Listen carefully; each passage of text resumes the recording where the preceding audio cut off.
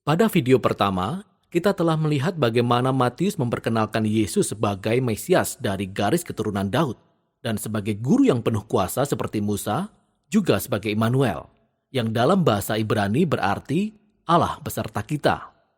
Setelah Yesus mengabarkan dan mengajarkan tentang kedatangan kerajaan Allah, dan setelah ia membawa kerajaan Allah ke dalam kehidupan sehari-hari bangsa Israel, kita dapat melihat bahwa Yesus diterima oleh banyak orang. Tetapi ada juga yang menolak Yesus, khususnya para pemuka agama Israel, orang-orang Farisi. Jadi pertanyaan besarnya adalah, bagaimana konflik antara Yesus dan para pemimpin Israel ini akan berlanjut? Bagian besar berikutnya, pasal 14 hingga 20, menelusuri berbagai pandangan tentang Mesias. Jadi Yesus terus menyembuhkan orang sakit, dan bahkan dalam 2 kesempatan, ia membuat mukjizat memberi makan kepada banyak orang di padang gurun. Pertama kepada orang-orang Yahudi, dan yang satu lagi kepada orang-orang bukan Yahudi. Dan mukjizat ini sangat mirip dengan apa yang dilakukan Musa bagi bangsa Israel di padang gurun. Jadi semua orang ini sangat antusias dengan Yesus. Mereka melihat Yesus sebagai nabi besar dan sang Mesias. Namun tidak demikian dengan para pemuka agama. Pandangan mereka tentang Mesias didasarkan pada perikop seperti Mazmur 2 atau Daniel pasal 2. Mengenai Mesias yang berkemenangan, yang akan membebaskan bangsa Israel dan mengalahkan para penyembah berhala yang menindas mereka. Dan dari sudut pandang mereka, Yesus adalah seorang guru palsu. Ia menghujat Allah dengan klaim mengenai dirinya sendiri. Di sini diceritakan juga bagaimana para pemuka agama meningkatkan perlawanan dan bersekongkol untuk membunuh Yesus. Menanggapi ini, Yesus menarik diri dan mulai mengajarkan kepada murid-muridnya yang terdekat, apa artinya bagi dia menjadi Mesias bagi bangsa Israel? Karena tidak ada seorang pun yang berharap demikian. Jadi Yesus bertanya kepada murid-muridnya di pasal 16, "Menurut kalian, siapakah aku ini?" Dan Petrus memberikan jawaban yang sepertinya benar. Ia berkata, "Engkaulah Mesias. Engkaulah anak Allah yang hidup." Tetapi kemudian jelas bahwa Petrus sedang berpikir tentang seorang raja yang akan memerintah dengan penuh kemenangan melalui kekuatan militer. Namun Yesus membalas Petrus dan berkata, "Betul, aku akan menjadi raja, tetapi melalui cara yang berbeda." Lalu Yesus pun mulai mengajarkan pengajaran Nabi Yesaya yang mengatakan bahwa Raja Mesias akan menderita dan mati bagi dosa-dosa umatnya.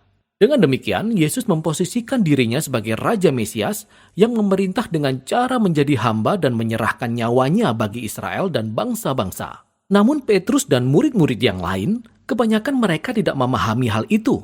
Maka Yesus masuk ke bagian keempat dari pengajarannya, disusul dengan serangkaian pengajaran lainnya, yang semuanya berbicara tentang sifat dari kerajaan Mesias yang terbalik dari kerajaan dunia, yang memutarbalikkan seluruh sistem nilai kita. Jadi sebagai umat dari raja yang menjadi hamba itu, kita mendapatkan kehormatan dari melayani orang lain. Dan bukannya membalas dendam, kita malah mengampuni dan berbuat baik kepada musuh kita. Dan dalam kerajaan Yesus, kita memperoleh kekayaan sejati dengan memberikan kekayaan kita kepada orang miskin. Untuk mengikut Mesias yang menjadi hamba itu, kita sendiri harus menjadi seorang hamba. Pada bagian berikutnya, kita dapat menyaksikan konflik antara dua kerajaan, kerajaannya Yesus dan kerajaan para pemimpin Israel. Yesus datang ke Yerusalem untuk perayaan Paskah dengan mengendarai seekor keledai. Dan banyak orang menyanjung dia sebagai Mesias. Lalu Yesus segera bergegas menuju pelataran Bait Allah dan ia membuat keributan besar yang menyebabkan terhentinya ritual korban bakaran. Di sini tindakannya berbicara lebih keras daripada kata-kata. Sebagai Raja Israel, Yesus sedang menegakkan otoritas kerajaannya atas Bait Allah, tempat di mana Allah dan umat Israel bertemu. Yesus melihat bahwa Bait Allah telah dinodai oleh kemunafikan para pemimpin Israel. Maka ia menantang otoritas mereka dan tentu saja mereka menjadi sangat tersinggung. Sehingga mereka berusaha menjebak Yesus dan mempermalukan dia dalam perdebatan di muka umum. Namun mereka gagal, sehingga mereka memutuskan untuk membunuh dia. Yesus menanggapi ini dengan menyampaikan bagian terakhir dari pengajarannya. Pertama-tama, ia menyampaikan kritik tajam kepada kaum Farisi dan kemunafikan mereka. Lalu ia meratapi Yerusalem dan penolakan mereka terhadap Allah dan kerajaannya. Kemudian Yesus mengundurkan diri bersama murid-muridnya dan ia mulai memberitahu mereka apa yang akan terjadi. Ia akan dihukum mati oleh para pemimpin itu. Namun dengan demikian, mereka akan mengakibatkan kematian mereka sendiri. Karena bukannya mereka memilih jalan Yesus, yaitu kerajaan yang penuh damai, Mereka malah memilih jalan pemberontakan terhadap kekaisaran Romawi. Sehingga akhirnya Yerusalem dan Bait Allah akan dihancurkan. Akan tetapi Yesus berkata, ini bukan akhir dari cerita. Setelah kematiannya, ia akan dibenarkan oleh kebangkitannya dan suatu hari nanti, ia akan kembali dan mendirikan kerajaannya atas segala bangsa. Sementara itu, para murid harus tetap waspada dan berkomitmen untuk memberitakan Yesus dan kerajaannya, serta menyebarkan kabar baik.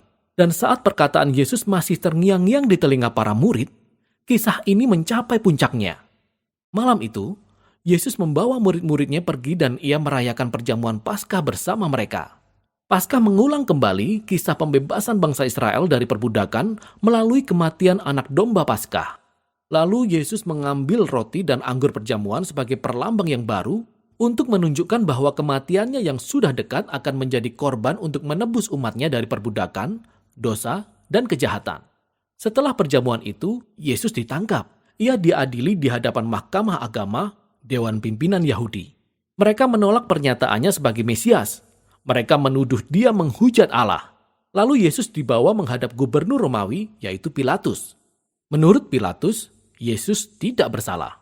Namun Pilatus menyerah pada desakan para pemimpin Yahudi, sehingga ia menjatuhkan hukuman mati kepada Yesus dengan cara disalibkan. Lalu Yesus digiring oleh tentara Romawi dan ia disalibkan.